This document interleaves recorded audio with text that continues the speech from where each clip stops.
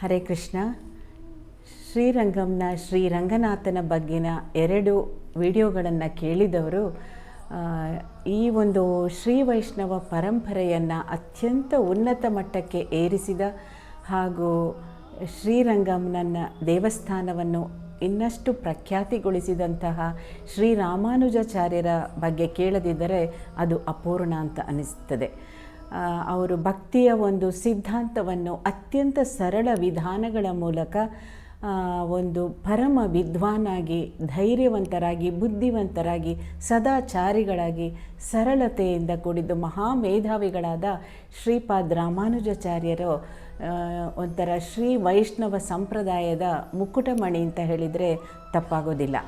ಲಕ್ಷ್ಮೀನಾರಾಯಣರ ಸೇವೆ ಹಾಗೂ ವೈಷ್ಣವರ ಸೇವೆಗೆ ಹೆಚ್ಚಿನ ಆದ್ಯತೆಯನ್ನು ನೀಡಿರುವ ಇವರು ತಮ್ಮ ಜೀವಿತಾವಧಿಯ ಅನೇಕ ವರ್ಷಗಳನ್ನು ತಿರುಪತಿ, ಕಾಂಚೀಪುರಂ, ಕರ್ನಾಟಕದ ಮೇಲುಕೋಟೆಯಲ್ಲೇ ಕಳೆದಿದ್ದರು. ಆದರೂ ಹೆಚ್ಚಿನ ಸಮಯವನ್ನು ಅವರು ಶ್ರೀರಂಗಮಲ್ಲೇ ಕಳೆದಿದ್ದರು. ಉಚ್ಚ ಜಾತಿ, ನೀಚ ಜಾತಿ ಎಂಬ ಭೇದ ಭಾವವನ್ನು ಆಗಿನ ಕಾಲದಲ್ಲೇ ಖಂಡಿಸಿದ ಇವರು ಅನೇಕ ಅದ್ಭುತ ಆಧ್ಯಾತ್ಮಿಕ ಕೃತಿಗಳ ಮೂಲಕ ತಮ್ಮ ಸಿದ್ಧಾಂತಗಳನ್ನು ಪ್ರಸ್ತುತಪಡಿಸಿ ಇಂದು ಒಂದು ರೀತಿಯಲ್ಲಿ ಜೀವಂತವಾಗಿದ್ದಾರೆ.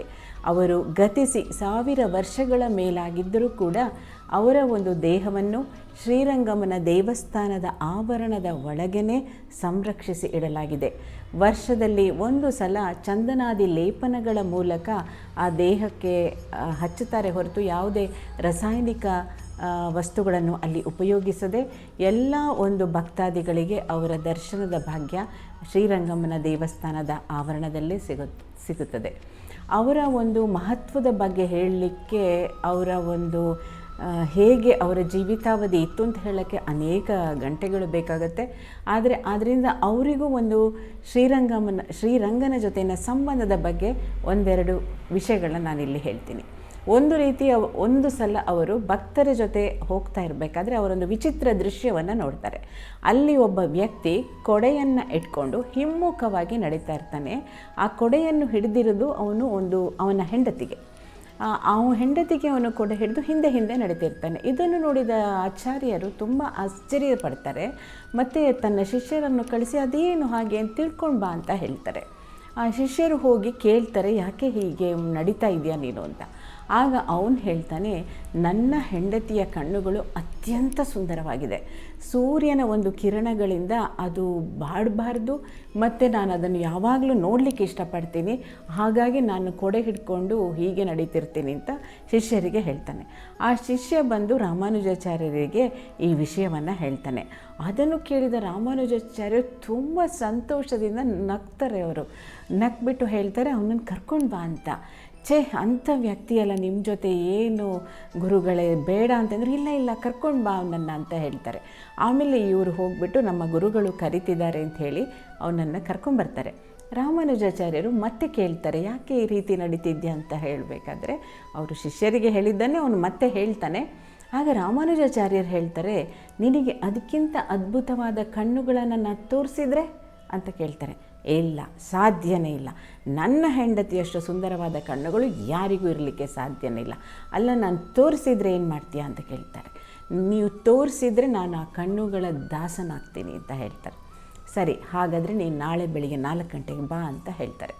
ಅದಕ್ಕೆ ಅವನು ರಾತ್ರಿಡೀ ಯೋಚನೆ ಮಾಡ್ತಾನೆ, ಯಾರ್ದಿರ್ಬೋದು ಅತ್ಯಂತ ಅದ್ಭುತವಾದ ಕಣ್ಣು, ಅದು ಬೆಳಗಿನ ಜಾವ 4 ಗಂಟೆಗೆ. ಸಾಧಾರಣ 4 ಗಂಟೆಗೆ ಯಾರೂ ಸುಂದರವಾಗಿರೋದಿಲ್ಲ. ಸ್ವಲ್ಪ ಸ್ನಾನ ಇತ್ಯಾದಿಗಳನ್ನ ಮುಗಿಸಿದ ಮೇಲೆ ಒಂದು ಸ್ವಲ್ಪ ನೋಡೋ ಮಟ್ಟಿಗೆ ಆಗ್ತಾರೆ. ಇವನು ತುಂಬ ಯೋಚನೆ ಮಾಡಿದ್ರು ಬೆಳಿಗ್ಗೆ ಹೋಗ್ತಾನೆ. ಅವ್ನು 4 ಗಂಟೆಗೇ ರಾಮಾನುಜಾಚಾರ್ಯರ ಹತ್ತಿರಕ್ಕೆ ಹೋಗ್ತಾನೆ. ರಾಮಾನುಜಾಚಾರ್ಯರು ಅವನನ್ನು ಶ್ರೀರಂಗನ ಮುಂದೆ ಕರ್ಕೊಂಡು ಹೋಗಿ ನಿಲ್ಲಿಸ್ತಾರೆ. ಅಲ್ಲಿ ರಾಮಾನುಜಾಚಾರ್ಯರು ಅವನ ಕೈಯನ್ನು ಹಿಡ್ಕೊಂಡಿರ್ತಾರೆ. ನೋಡು ಆ ಕಣ್ಣುಗಳನ್ನ ಅಂತ ಹೇಳ್ತಾರೆ. ಇವನು ಶ್ರೀ ವಿಗ್ರಹದ ಕಣ್ಣುಗಳನ್ನ ದಿಟ್ಟಿಸಿ ನೋಡ್ತಾನೆ. ನೋಡಿದ್ರೇ ಅವನಿಗೆ ಅತ್ಯಂತ ಆಶ್ಚರ್ಯ ಆಗುತ್ತೆ. ಇಷ್ಟು ಸುಂದರವಾದ ಕಣ್ಣುಗಳು ಇದೆಯಾ ಅಂತ ಅವನಿಗೆ ತುಂಬ ಆಶ್ಚರ್ಯ ಆಗಿ ಅವನ ಕಣ್ಣಿನಿಂದ ನೀರು ಹರಿತಾ ಇರುತ್ತದೆ. ಅಷ್ಟು ಅವನು ಆಶ್ಚರ್ಯ ಆಗ್ತಾನೆ. ಹಾಗೆ ರಾಮಾನುಜಾಚಾರ್ಯರ ಕಾಲಿಗೆ ಬಿದ್ದು ಹೇಳ್ತಾನೆ, ನಾನು ಇಂದಿನಿಂದ ನಿಮ್ಮ ಶಿಷ್ಯನಾಗ್ತೀನಿ, ಈ ಶ್ರೀರಂಗನ ದಾಸಾನುದಾಸನಾಗಿ ಇರಲಿಕ್ಕೆ ನಾನು ಇಷ್ಟಪಡ್ತೀನಿ ಅಂತ. ಯಾಕೆ ಅವನಿಗೆ ಅಷ್ಟು ಅದ್ಭುತವಾದ ಕಣ್ಣುಗಳು ಅಲ್ಲಿ ಕಾಣಿಸಿದ್ವು? ಈಗ ನಾವು ಶ್ರೀರಂಗನ ದೇವಸ್ಥಾನಕ್ಕೆ ಹೋಗಿ ನಾವು ಆ ಕಣ್ಣುಗಳನ್ನ ನೋಡಿದರೆ ನಮಗೇನದು ಸುಂದರವಾಗಿ ಕಾಣೋದಿಲ್ಲ. ಒಂದು ವಿಗ್ರಹಗಳಲ್ಲಿ ಹೇಗೆಲ್ಲ ಇರುತ್ತೆ ಹಾಗೆ ಕಾಣುತ್ತೆ. ಆದರೆ ಅವನ ಕೈಯನ್ನು ರಾಮಾನುಜಾಚಾರ್ಯರು ಹಿಡ್ಕೊಂಡಿದ್ರು. ರಾಮಾನುಜಾಚಾರ್ಯರ ಒಂದು ಸಂಬಂಧ ಶ್ರೀರಂಗನ ಜೊತೆ ಆ ರೀತಿ ಇತ್ತು. ಅವರಿಗೆ ಅವನು ಸಾಕ್ಷಾತ್ ಕಾಣ್ತಾ ಇದ್ದ, ಅವನ ಮೂಲಕ ಇವನಿಗೆ ಆ ಕಣ್ಣುಗಳು ಕಾಣಿಸ್ತಷ್ಟೇ. ಅಂತಹ ಪರಮ ಸಾಧುಗಳಿಂದ ಅಷ್ಟೇ ನಮಗೆ ಭಗವಂತನ ಒಂದು ದರ್ಶನ ಆಗಲಿಕ್ಕೆ ಸಾಧ್ಯ.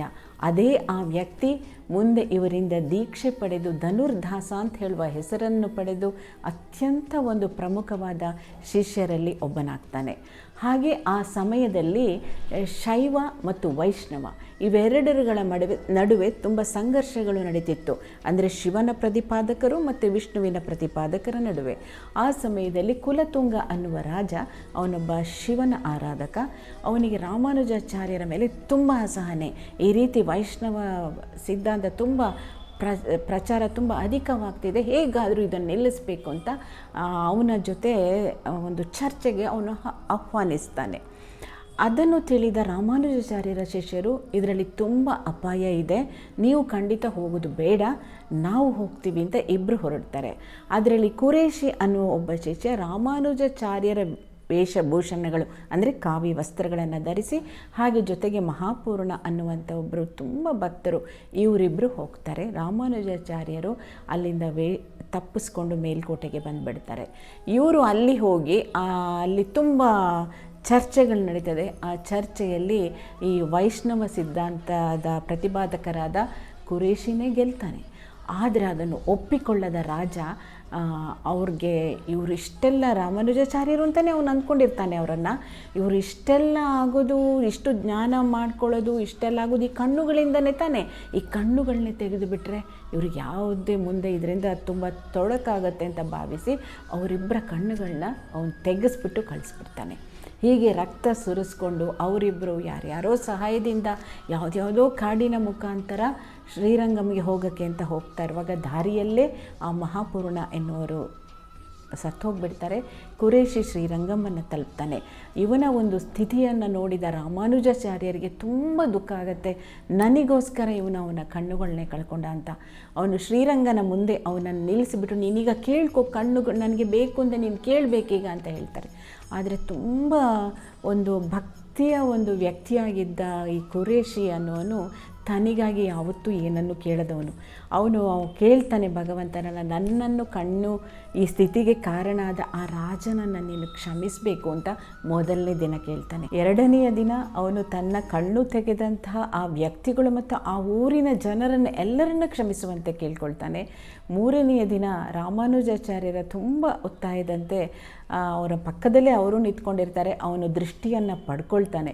ಆ ದೃಷ್ಟಿ ಮಾತ್ರ ಕೇವಲ ಭಗವಂತನನ್ನು ಮತ್ತು ಗುರುಗಳನ್ನ ಮಾತ್ರ ನೋಡಲಿಕ್ಕೆ ಸೀಮಿತ ಆಗಿರುತ್ತೆ. ಅದರಿಂದ ರಂಗನಾಥ ಬೇರೆ ತುಂಬ ಮಾತಾಡ್ತಾನೆ ಅವತ್ತು, ನಿನ್ನಂಥ ಒಂದು ಭಕ್ತ, ನಿನ್ನ ಒಂದು ಸಂಘದಲ್ಲಿ ಯಾರ್ಯಾರು ಇರ್ತಾರೆ ಅವರೆಲ್ಲರೂ ನನ್ನ ಹತ್ರ ಬರ್ತಾರೆ ಅಂತ ಶ್ರೀರಂಗ ಅವತ್ತು ಹೇಳ್ತಾನೆ.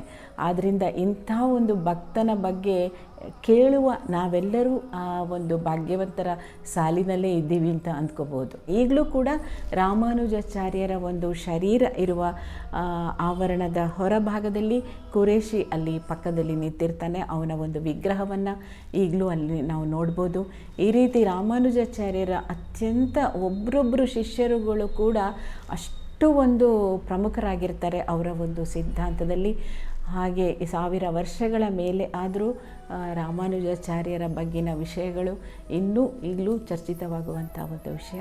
ಹರೇ ಕೃಷ್ಣ.